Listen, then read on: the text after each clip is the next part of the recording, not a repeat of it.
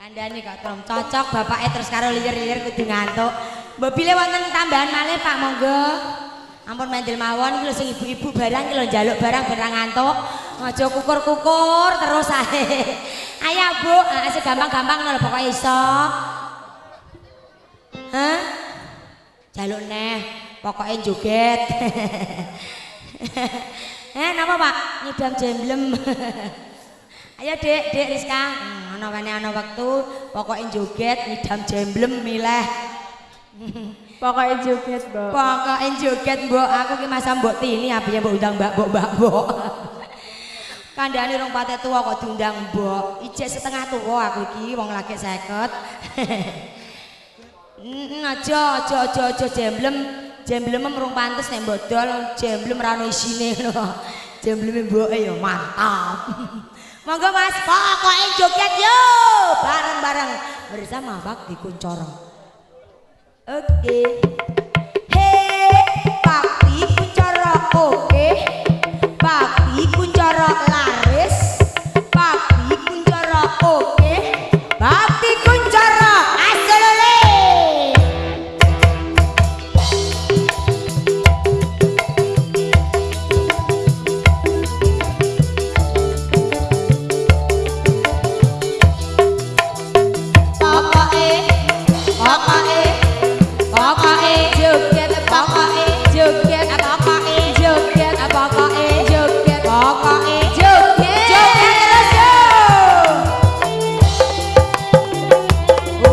Wah, kami pada tunggu.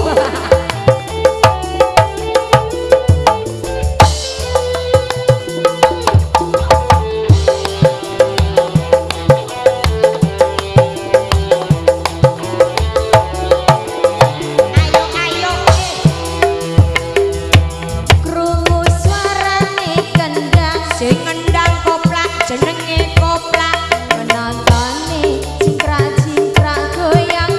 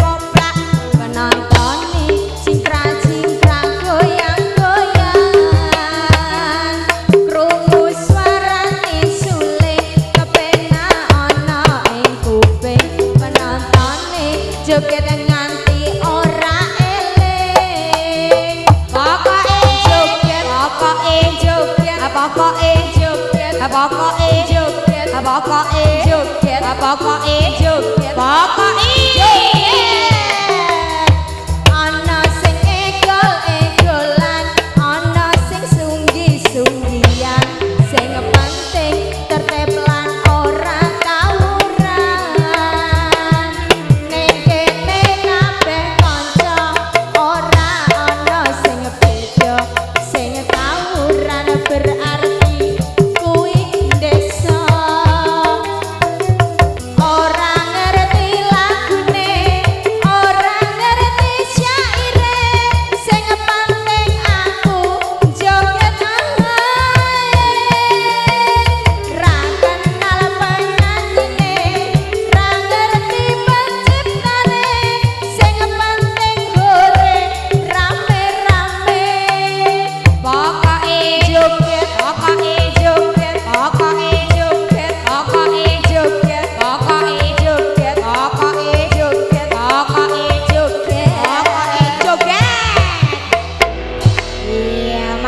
ampun, joget bareng rame-rame bersama Bakti Kuncoro. Iya, permintaane iki mbake tak turuti terus, awas kok ya.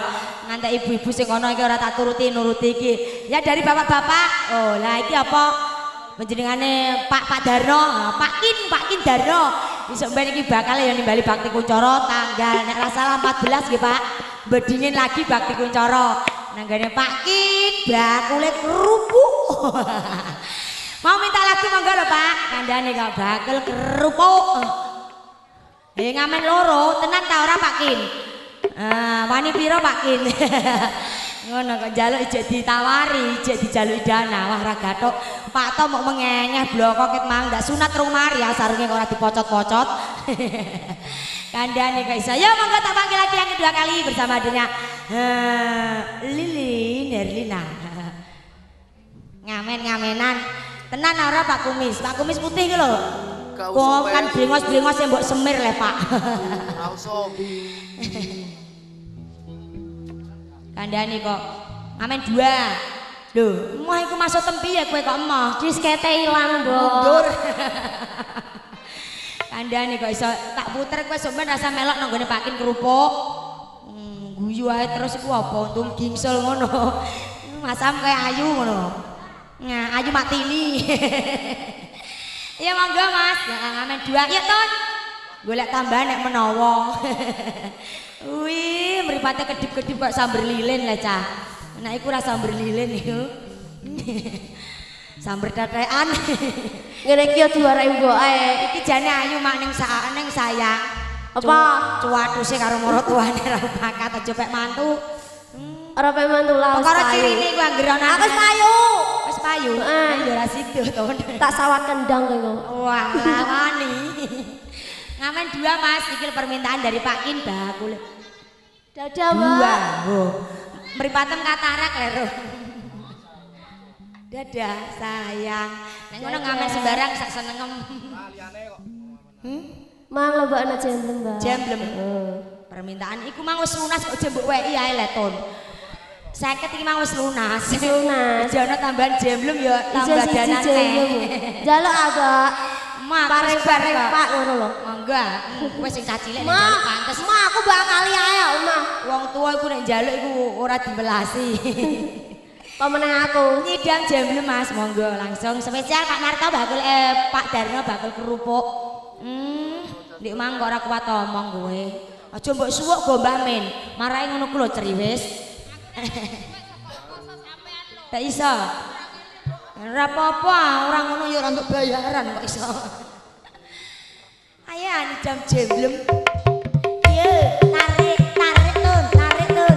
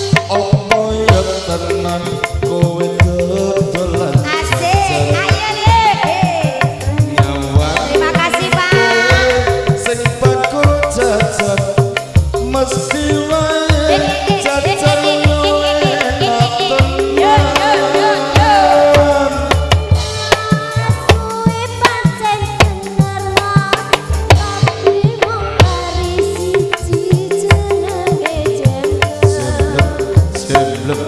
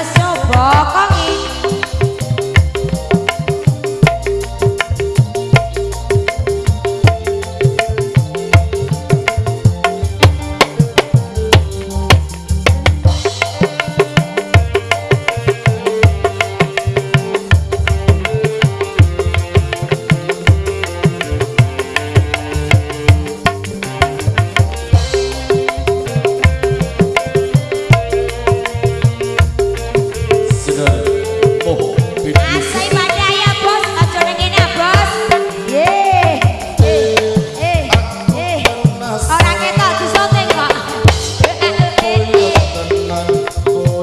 Asal le, terima kasih. Katut katut katut. Sing bakul jajan Ayo bos, sing arep bos. jajan yo enak tenan. Mas kuwi pancen bener mas. Kari siji jenenge jemblem. Jemblem. Jenenge super. Kaenane matas yo padha Jemblem super kabeh wong padha ngiler.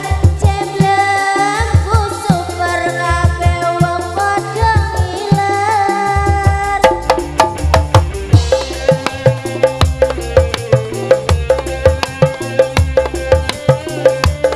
Olimpia tunjukkan pesonamu.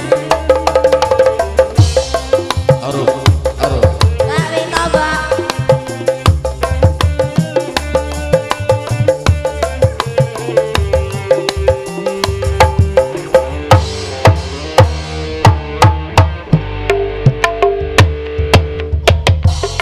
Ayo Tun, tarik tarik. Wih bokonge cah.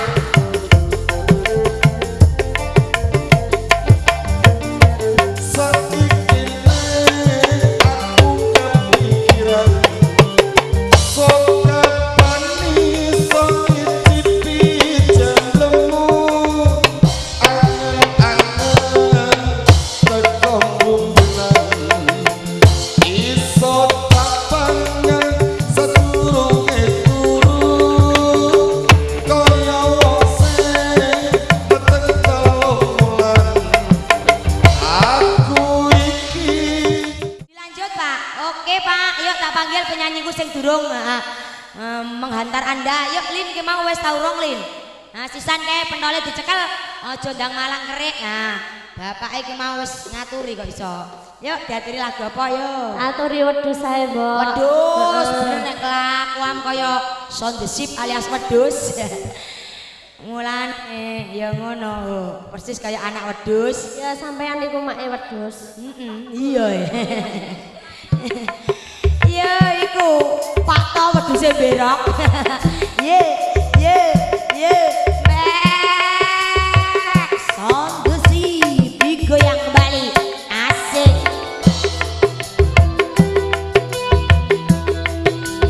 Mek. Movision Production. Bosem nang di bosem kok ora ketok.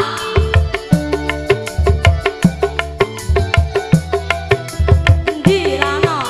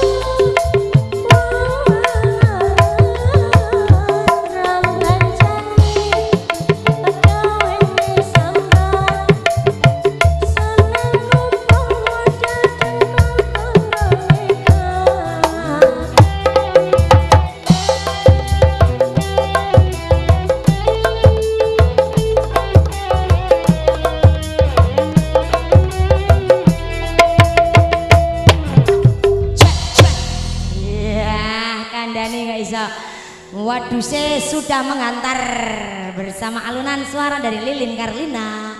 Iki mau dijak siji menawi darung nyanyi kok. Kene dah sakake sisana. Nah, ayo dah ngonek nangis aku wedi.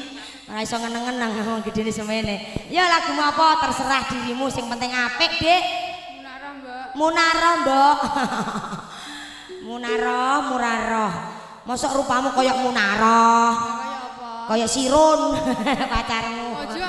Ojo. Munara, yo lanjut lagi bersama Ida Laila.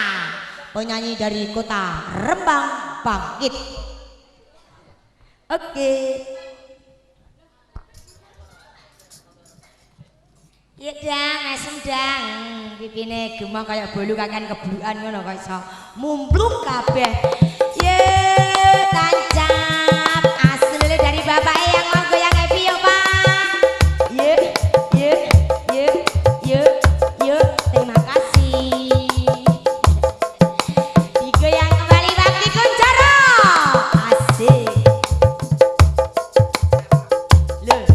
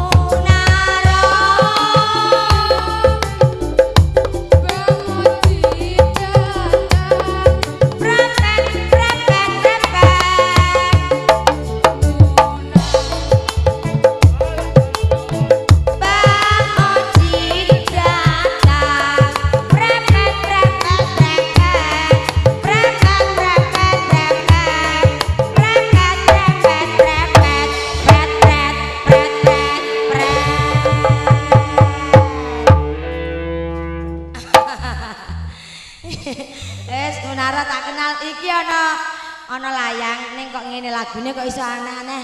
Lagune sinden iki ngantuk pokoke. Katur Mbak Mban minta lagu pambuka dandang gendis.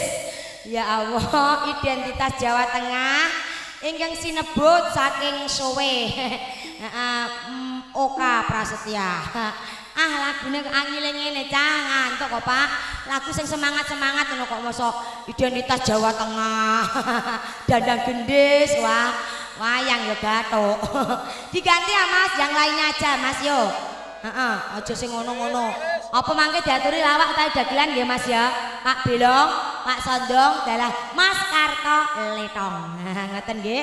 Mbok menawi wonten kekiranganipun sing gedhe pangapunten, ketemu di lain kesempatan yang akan datang masih bareng bersama kami Pagelaran Ketoprak Bakti Kuncoro. Matur suwun. Kene Nduk, endi kumbane dirampungke dhisik kene yo.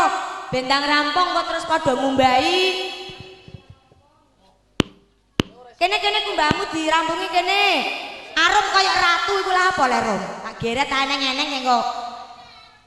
Iya, irunge anggere amblek ya ngono iku. Kene Nduk rasa gatekno arum serontok sendet saiki. Apa ndang ngemiki anake kan mik janduk. Kowe iki ya ngono podahe tak amuk nyamene lagi tekan kene gleneh-gleneh. Iki wis jam pira ngumbahi iki nek nganti kepanasan iki mengko kowe ya rasa-rasa ngono lho, Nduk. Masak dhisik. Kira dimasakke dhisik ra. Watak bapakmu pancen kaya ngono kae. Diladeni kurang sithik dhewekne muring-muring. Upama ana kendi durung disani mesti dibatik. Aku dhewe gumun karo watake bapakmu nganti wong tuwa kudu disabari ya, Nduk. Kalian Joko bakal ngaku piye, Nduk? Kene le. Lagi padha ketoprak lho. Bojone Pak Tom menawi iki. Ya kandhane kok iso. Kula wis kejak mulai kula lendangan. Ya iya iki tak undang le wong ancen iki ponakku. Apal lek kuwi bojone Pak. Bojone Pak To iku apal ngono go bar disukati sego jagung. Aku ae lali kok le. Kok aku cah cilik. Oke, Mak kok tak buntelno gak berdua ya. Le, genduk Melati Sari mau le ngenteni ket mau nganti iki lho. Nyawang rono kami tenggengen perkara selak kepengin ketemu karo si kowe si Waliandoko. Ya kowe Waliandoko kuwi diarep-arep dhewe iki wedi karo bapake. Ngene iki mau arep rene dhewene ndelik-ndelik nglimpe karo bapakne nek ora kandha ning sendang kene kok le Waliandoko. Yo upama kowe nguk bali dhisik. Aku njaluk kanthi banget kowe aja nganti pradul karo bapak. Ora aja kuwatir wis aku wong tuwa ya ngerti kok le. Ning ya ngono kuwi lek ndang gaduh aja mek pacaran jang-jangan nganti kaya suwene ngene iki ora ketang piye ndang ngomong karo bapakmu ben dikaweno ya. Wis ndak tak mulai dhisik ya. Wis ayo Nduk, budal Nduk. Kalian Joko Melati Sari tak pasrahno. Wis ya le, dadah sayang. Lah apa le Pak Tok bebere kok ngono. Melati Sari. Kakang Waliandoko. Apa wis suwe anggonmu ngenten yang papan kene iki mau? Ayo wis suwe banget to Kakang ku ngenteni karo sampean. Nyatane sampean ki lagi temeko negone sendang. Jane sampean ki ngopo wae nang omah to Kakang? Ya lagi wae ana pegawean sing kudu tak rampungake. Malah kapro lakuku iki mu tak delak. Wong bedhek ya aku kepengin enggal ketemu marang kowe. Ora kuat ngampah rasane kangen. Kakang Waliandoko, sing ora kuat nyampah ki ramung sampean dhewe. Aku kaya ngono selak kepengin ketemu karo sampean. Besok kapan aku bisa ketemu lan Kakang Waliandoko? Nyatane kuwi tenan lho Kakang. Ning gone pinggire sendang kene kuwi aku bisa ketemu. Dereng wis bisa ketemu karo sampean. Rumoso seneng banget rasane atiku Kakang Waliandoko. Sing ngrasakake seneng kuwi ora mung cukup kowe dhewe. Lah sapa meneh lho Kakang? Aku uga ngrasakake.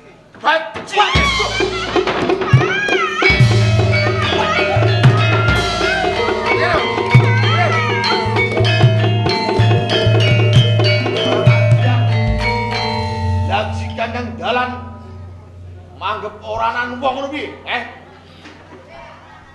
Sapa, Iki katresnan kula, Pak. Kene.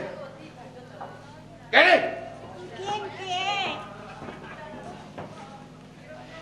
Sapa jenenge? Kalian duka, Pak.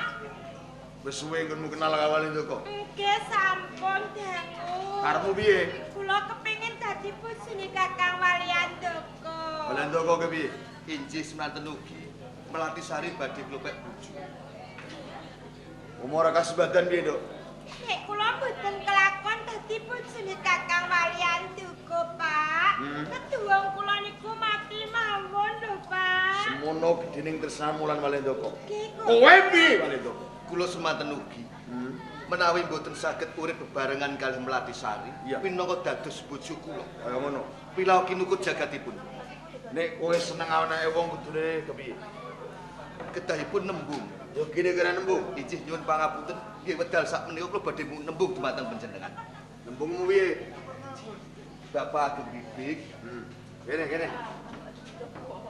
Piye? menawi wonten keparengipun Bapak Bapak Ageng Bibik, Ngadeg apa?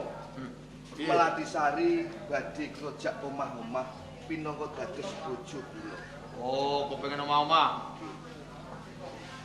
Kowe disapi le. Sapimu pirang kandang? Sapi kula 3 kandang. Sapimu 3 kandang? Nggih. Coba nek sapimu akeh, entuk. Sapimu apa sapine dhewe? Sapine tangga. Sapine tangga. Ora sapimu? Mboten. Ora pe bongko kowe. Sapine tangga kok. Duh ke aku. Kula buruh ngingoni. Oh ngono. Nggih. Sawahmu pirang hektar? Mboten gadah sawah. Ora di sawah. Kowe kok marani anakku Melati Sari iki mau nggawa apa le? Mega Pro apa Satria le? Mlampah. Mlaku. Nggih. Ora di motor. Mboten. Tinggalan zaman lele, zaman kaya ngene kok ora di motor. Duitmu ning bank pirang juta le? Mboten gadah duit. Ora di duit. Mboten. Mongko Melati Sari iki aneh wong sugih. Kowe iki wong mlarat gendong jagat kere cukiling bale longan seneng kok aneh wong sugih. Nek kowe kepengin dibojo timbang karo derajatmu, kere kudu kere. Aja nggayo karo sugih, Bisa? Jare wonten tetembungan menika tresna menika wuta ra nggih to dudu bondo dudu rupa mung ati pawitane. Alah ngomong apa kuna omonganmu? Wong omah-omah iki ora mung dipawiti tresna lan tresna. Tresna tanpa bondo tresnane gampang luwa. Nek kowe kelakon entuk anakku Melati Sari, iki lagi tresna, lagi seneng. Sono kelakon omah-omah. Ora nemut gawe mesti cengkah mandek ing tengahing bebrayan. Mula sadurunge kelakon kowe bali ya. Bali. Mboten. Kowe nekat. Tetep kula badhe nekat tresna dumateng Melati Sari. Tenan? Nggih. Wah, bagus.